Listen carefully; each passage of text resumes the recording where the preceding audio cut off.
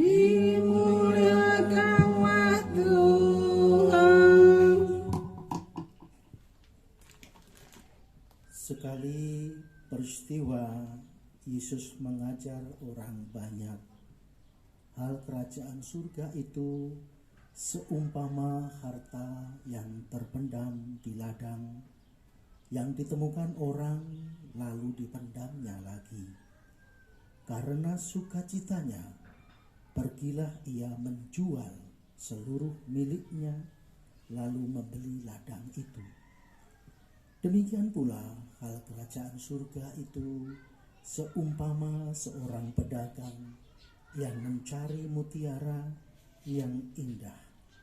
Setelah ditemukannya mutiara yang sangat berharga, ia pun pergi menjual seluruh miliknya lalu membeli mutiara itu. Demikianlah Injil Tuhan. Terpujilah Kristus.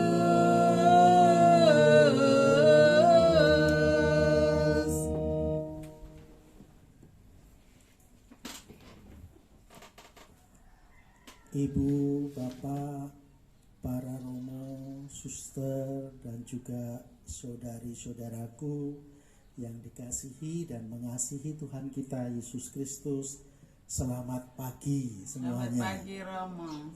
Saya Romo Heri Wibowo mendapat tugas mendadak dari Direktur Puspas Romo Yus Ardianto. Walaupun saya ketuanya Komisi Keadilan Perdamaian, tetapi beliau ahlinya, karena di tempat ini segala macam bentuk pastoral program Keuskupan Agung Jakarta beliau yang memimpin untuk mengolahnya dengan lebih baik. Dan hari ini saya ditugasi secara mendadak pagi tadi di luar pintu kapel, dan Injil baru disodorin di depan sana tadi dalam waktu yang begitu cepat. Saya diberi waktu 3-4 menit, maka saya pilih bacaan yang singkat dan sangat singkat. Mengawali untuk homili saya, izinkan saya bertanya, mengawalinya dengan sebuah pertanyaan. Menurut ibu, bapak, saudari-saudaraku semua, apakah, jawabannya cuma iya dan tidak ya, apakah kemanusiaan itu berharga? Berharga Romo. Ya atau tidak? Ya. Jadi kemanusiaan itu berharga. Kalau hari ini kita misa dalam rangka anti perdagangan manusia sedunia, kesimpulannya sederhana sekali. Perdagangan manusia itu jahat.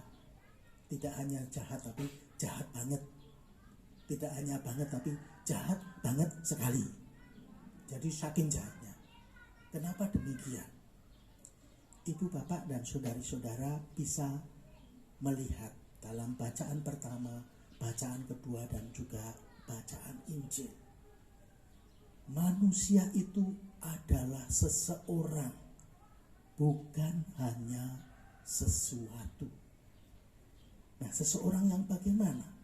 Dalam bacaan kedua tadi, yang serupa dengan anaknya. Kalau dalam bahasa Latin adalah imago Dei. Manusia itu adalah serupa dan segambar dengan Allah.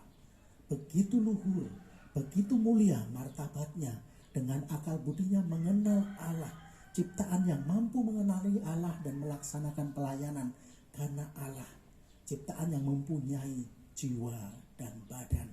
Jadi sungguh istimewa, segambar dan serupa dengan Allah. Seseorang, bukan hanya sesuatu. Dengan perdagangan manusia, martabat manusia yang begitu luhur, imago Dei, segambar dan serupa dengan Allah, dijadikan sesuatu yang sangat seperti barang, seperti benda mati. Maka rumusan perdagangan manusia itu jelas sekali, memperlakukan orang seperti barang, merekrut,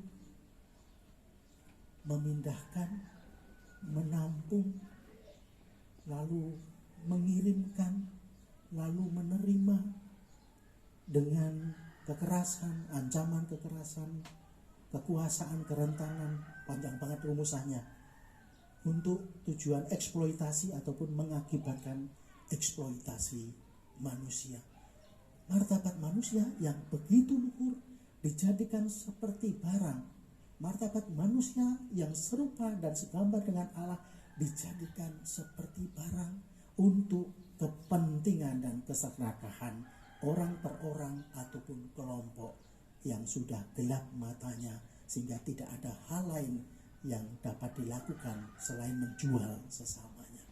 Maka kesimpulannya ya, perdagangan manusia itu jahat, jahat banget, jahat sekali. Maka pada kesempatan peringatan hari anti perdagangan manusia sedunia ini, marilah kita memberantas kejahatan tersebut, mencegah, memberantas, dan memulihkan para korban. Nah, kita sekarang kembali kepada Injil, bacaan. Kita diajak menjadi orang-orang berhikmat seperti Salomo dalam bacaan pertama. Sudah lebih dari 3 menit, bisa ditambah. Kalau sudah ngomong ternyata jadi panjang ya. Bacaan pertama, kita diajak untuk menjadi orang-orang yang berhikmat. Dan orang-orang yang berhikmat itu orang-orang yang bagaimana? Pertama, kalau dalam surat Rasul Paulus tadi, orang yang menghargai sesamanya karena sesamanya itu bermartabat, segambar dan serupa dengan anaknya, serupa dengan Allah, serupa dengan Yesus. Kan Yesus dikatakan, barang siapa melakukan sesuatu pada saudaraku yang hina ini, dia melakukan untuk aku. Kalau menjual manusia itu yang menjual Tuhan Yesus. Menjual penderitaan Tuhan Yesus kembali terulang dalam kehidupan di dunia ini. Padahal melalui peristiwa wafat, sengsara, dan kebangkitannya kita semua ditebus. Maka penjualan manusia adalah menyalibkan Yesus berkali-kali, menumpahkan darahnya berkali-kali, terjadi dan terus terjadi. Kita cegah, kita berantas, dan kita pulihkan, terutama para korban yang mengalami perdagangan manusia. Nah, saya mau mengajak saudara-saudara semua belajar dari Injil tentang orang-orang yang berhikmat dalam konteks anti perdagangan manusia. Kita lihat dalam Injil tadi tentang mutiara, lalu dikatakan harta yang terpendam, dan orang rela menjual semuanya untuk itu. Nah, saya tidak mau memusatkan lagi pada mutiaranya ataupun harta yang terpendamnya, karena tadi ibu bapak saudari-saudara sudah menjawab dengan sangat baik. Mutiara itu adalah simbol sesuatu yang berharga. Harta terpendam adalah situasi atau sesuatu yang tak ternilai harganya. Dan Anda tadi sudah menjawab, apa itu yang berharga? Kemanusiaan. Kemanusiaan itu adalah sesuatu, bukan hanya sesuatu, seseorang yang sangat berharga, patut kita dukung dan patut kita cintai. Maka dari Injil ini tadi, berhikmat adalah mencari dan mengupayakan dan melakukan segala hal untuk mewujudkan bahwa kemanusiaan itu bermartabat. Itu dilukiskan dalam menjual seluruh miliknya. Jadi seluruh miliknya, harta kekayaan itu tidak berharga dibandingkan kemanusiaan. Maka dengan kata lain, orang rela melakukan apa saja untuk menghargai martabat manusia, untuk memulihkan martabat manusia yang terluka, tergores, ternoda, terhancurkan oleh perdagangan manusia. Ini contohnya, kreativitas ini dilakukan oleh Suster Irena dan Tali Takum dan kawan-kawan saya. Ada kakak saya, Suster Magda, ternyata nggak tahu anggota atau bukan ya. Nah, halo kakak. Kreativitas melakukan segala sesuatu. Dalam KKP Suster Irena ini pengurus saya, tetapi program dan anggaran mungkin terbatas ya. Tetapi beliau bisa bergerak lewat Tali Takum, bisa bergerak dengan segala macam orang, kelompok yang punya perhatian yang sama untuk menggerakkan anti perdagangan manusia. Jadi kreativitas melakukan banyak hal walaupun di usianya yang sudah sangat senior. Suster ini masih naik metro baja itu apa itu ke sana kemari, rumahnya di Alam Sutra sana, jauh banget. Dulu masih pakai tongkat, sekarang alhamdulillah sudah tongkatnya sudah digeser dengan tongkat asli pemberian Tuhan ya.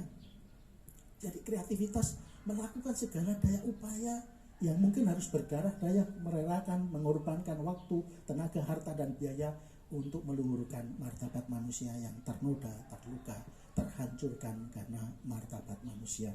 Kita lihat tadi kreativitas mereka, entah yang pegawai bayaran di ladang orang tadi ataupun juragan tadi, melakukan itu semua. Kreativitasnya, gerak-geriknya yang tidak pernah menyerah untuk memulihkan dan meluhurkan martabat manusia. Dan dalam kesempatan ini Arah Dasar Keuskupan Agung Jakarta secara pastoral mengajak seluruh umat manusia dari tahun ke tahun, dasarnya adalah menghargai martabat manusia. Lalu tujuannya adalah nanti dikoreksi ya, Romo Yus kan tadi ahlinya ahli, core of the core, inti dari segala inti ya, lebih dari Pak Ndul ya. Nah, nanti mengoreksi saya. Jadi dasarnya martabat manusia, arahnya adalah bonum comune, kesejahteraan umum. Metodenya atau cara bertindaknya adalah solidaritas dan subsidiaritas. Solidaritas kita bisa kutip dari Gaudium et Spes artikel 1. Kegembiraan dan harapan, duka dan kecemasan orang-orang pada zaman ini adalah kegembiraan dan harapan, duka dan kecemasan para murid Kristus juga. Kalau subsidiaritas itu artinya tidak mengambil alih. Kalau orang sudah berdaya, sudah mampu, kita sokong, kita dukung, kita kuatkan. Nah, jadi tidak disubordinasi ya, tetapi justru dikuatkan dari potensinya dari dalam. Maka, nah ini saya tidak tahu mengakhirinya gimana kalau sudah ngomong, jadi soalnya banyak sekali yang akan muncul di sini. Nanti bisa kuliah sehari kita nggak selesai misalnya ya. Jadi intinya yaitu tadilah, bagaimana kita mengawalinya dari pertanyaan pertama, mengusahakan kerajaan Allah. Pertama-tama adalah menempatkan manusia sebagai yang berharga, imago Dei. Dan dalam dunia ini pada kenyataannya manusia itu dijual layaknya barang, ditindas, dihancurkan dengan dampak pribadi dan dampak sosialnya. Nanti Suster Irena pada akhir sebelum doa penutup bisa itu memberikan gambaran betapa jahatnya dan kejamnya perdagangan manusia ini, merusak dan menjual Yesus dalam rupa-rupa orang yang sederhana, orang yang miskin, orang yang tidak mampu, orang yang tidak beruntung dan sebagainya. Dan langkah kita sebagai murid-murid Kristus adalah melakukan, tidak hanya diam saja, melakukan segala daya upaya untuk mencegah perdagangan manusia. Kalau sudah terjadi, berantas, lalu kita pulihkan. Sederhana saja, perlakukan saudara dan saudarimu di lingkungan rumah tanggamu dengan sangat baik, termasuk asisten rumah tangga, pekerja rumah tangga, sopir, beraneka macam karyawan, dan juga suami istri, anak, kakek, nenek. Lakukan dengan sebaik mungkin bahwa mereka adalah orang-orang yang patut didukung dan dicintai. Maka kerajaan Allah adalah kerajaan kasih. Hikmat kita adalah hikmat bila kita mengasihi. Maka perdagangan manusia bisa kita cegah dari wilayah domestik yang pertama-tama, dan nanti secara komunal, secara global bisa kita lakukan bersama-sama, dan niscaya perdagangan manusia stop, berhenti, dan kerajaan Allah tinggal di dunia ini seperti di dalam surga. Tuhan memberkati. Amin. Terima kasih Romo Heri Wibowo.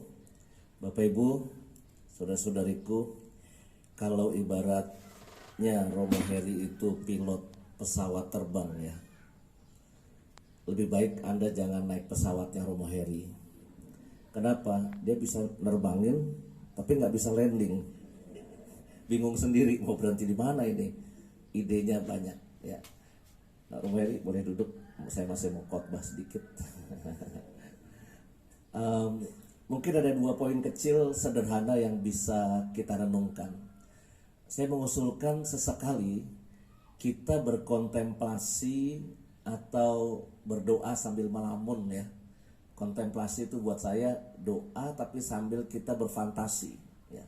Berfantasilah dengan pengalamannya Salomo. Jika Tuhan datang kepada kita lalu bilang, kau minta apa, satu aja dan aku pasti akan mengabulkan ya. Nah, sesekali kita berkontemplasi itu, karena jawaban itulah yang akan mengindikasikan, menunjukkan itulah yang paling membuat aku bahagia sekarang ini. Kalau saya tanya Romo Aji, seandainya Tuhan mengabulkan satu aja permintaan Romo dan hari ini pasti dikabulkan, Romo Aji minta apa? Lepas tongkat doang, nanggung amat mintanya. Kalau pas tongkat doang kan bisa tetap di kursi roda. Pasti kan pengen bisa berjalan lagi, nyetir lagi, beraktivitas lagi seperti dulu kala. Ya. Berarti yang membahagiakan Romo Aji dan yang membuat Romo Aji merasa itu paling penting itu adalah kesehatan. Kalau permintaan kita itu masih terkait, saya pengen punya duit banyak, berarti sebetulnya Anda sekarang lagi nggak punya duit. Nah, kalau permintaannya masih terkait duit, permintaannya pengen punya rumah, berarti Anda sedang resah terkait dengan tempat tinggal. Pengen keluarga saya rukun. Nah, mungkin aja di balik permohonan itu ada suatu persoalan di balik itu. Suatu hari ada kapal karam, ya. Lalu ada 3 orang yang selamat, orang Prancis, orang Amerika, dan orang Indonesia. 3-tiganya terapung-apung di laut. Tiba-tiba muncul jin, ya. Muncul jin yang bilang, hei kalian orang Amerika, orang Prancis, orang Indonesia, minta kepadaku satu saja permohonan, aku pasti mengabulkan. Lalu orang Amerika bilang, saya ingin segera kembali ke New York, saya harus kerja di Wall Street, ini saya lagi punya bisnis yang luar biasa hebat. Maka buat orang Amerika itu yang terpenting adalah bisnis dia. Sedangkan yang Prancis minta apa kamu? Saya minta segera kembali ke Paris, di mana istri dan anak saya menunggu saya di sana. Saya berada di sini, saya sedih, saya harus kembali ke keluarga saya. Maka yang berharga buat orang Perancis itu adalah keluarga. Nah, giliran orang Indonesia. Orang Indonesia kan suka kumpul-kumpul, ya. Suka ngobrol, kumpul-kumpul. Lalu ditanya juga, hai kamu orang Indonesia, kamu minta apa? Dia bilang apa? Hai Jin, di sini sepi sekali. Aku nggak punya teman di sini. Tolong dong 2 temanku yang tadi dibalikin lagi ke sini. Ya, artinya yang penting buat orang Indonesia itu adalah kumpul-kumpul, ya, bersama orang-orang yang dekat dengan dia. Maka setiap dari kita itu sebetulnya punya titik yang saat ini sedang kita butuhkan. Apa itu? Ya, tiap orang beda-beda. Dan titik itulah yang mungkin menjadi pembuat Anda bahagia gitu. Itulah yang membuat Anda bahagia dalam hidup ini. Maka saya kira sesekali mari kita berkontemplasi tentang hal itu. Salomo sudah memilih soal kebijaksanaan. Tapi kan mungkin karena Salomo sudah selesai dengan segala perkara yang lain.